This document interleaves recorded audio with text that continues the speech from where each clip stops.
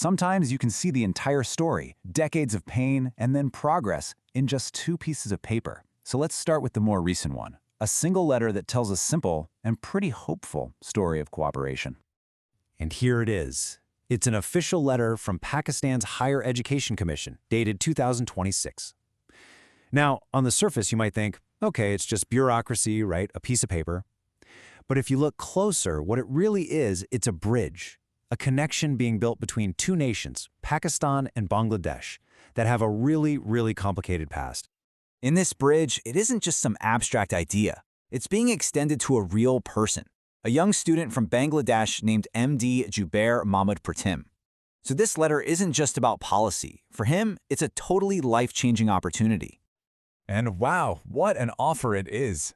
This is the Allama Muhammad Iqbal Scholarship, and it's part of this new Pakistan-Bangladesh Knowledge Corridor. I mean, we are talking about a full ride, full tuition, monthly allowances, even the round-trip airfare to go study international relations in Islamabad.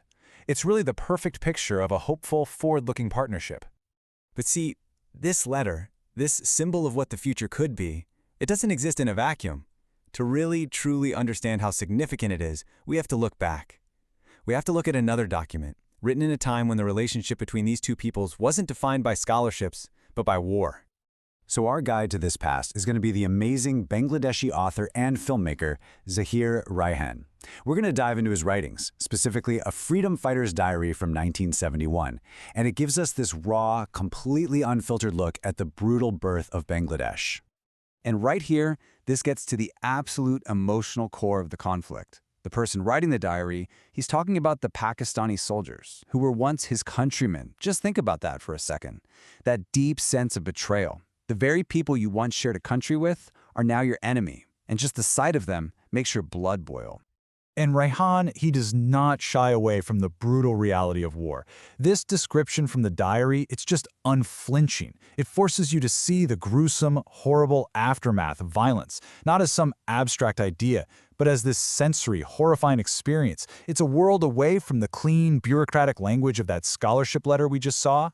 And yet, in the middle of all this horror, the freedom fighter is actually questioning himself. He's asking, why are we fighting?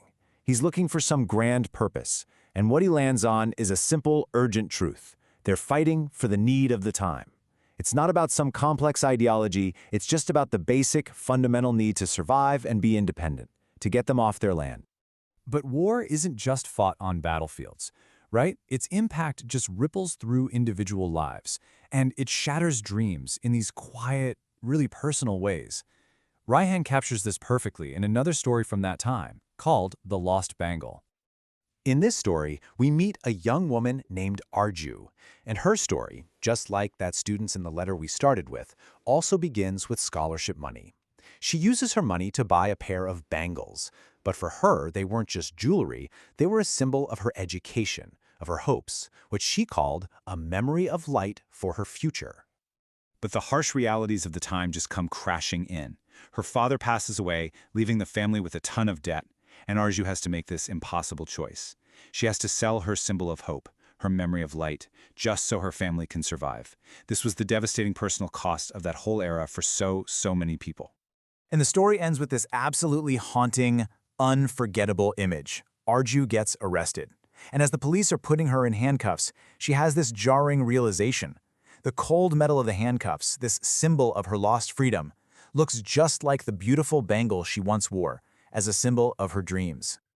So, okay, let's just pause here. We have these 2 documents, these 2 completely different realities. One is born from war and loss, and the other is born from this hope for partnership. Let's put them side by side to really feel the distance between them.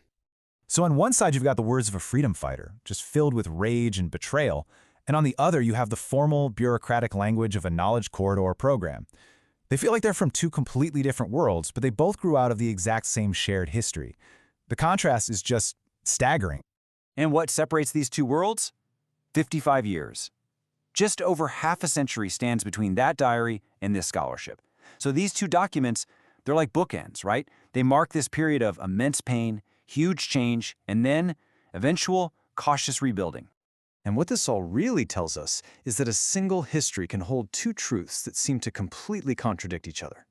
One story is all about war and trauma and dreams being turned to dust. And the other story is about reaching out, creating opportunity, and trying to build a totally different kind of future. And the thing is, both are real. Which leaves us with a final, really big question. Because, look, a letter can't erase a diary. A scholarship can't just undo a war. So when you have a past that is this painful and a present that is this hopeful, it forces you to ask, how do we hold both of those things at the same time? How is history truly remembered, even as a new and different future is being built?